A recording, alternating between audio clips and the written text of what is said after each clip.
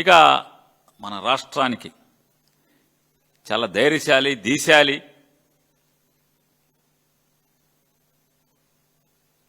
మరో రాణి రుద్రమదేవి, మరో ఝాన్సీ లక్ష్మీబాయి గారు అంతా యశస్సు ఉన్నటువంటి హోమ్ మినిస్టర్ గారు. వారు శాఖ మాత్రం వారు పట్టించుకోరు. హోంశాఖలో మర్డర్లు అయిపోయి, కిరాతకాయలు అయిపోయి, అమ్మాయిల్ని చెరిచేయని, చెరబట్టని, చంపేయని, ఆస్తులు లాక్కొని కబ్జాలు చేయని ఎక్కడ ఆవిడ అసలు మాట్లాడరు. ఈ రాష్ట్రంలో శాంతి భద్రతలు దిగజారిపోతున్న పరిస్థితులు భారతదేశంలో కేంద్ర ప్రభుత్వం చెబుతుంది ఈ రాష్ట్రం నాశనం అయిపోతుందని. అయినా వారేం మాట్లాడరు.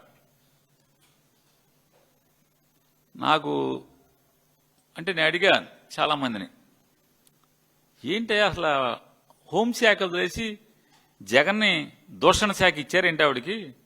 జగన్మోహన్ రెడ్డి దూషణ శాఖ అమాత్యుడు ఏంటంటే, సార్ ఆవిడ చూస్తే మాకు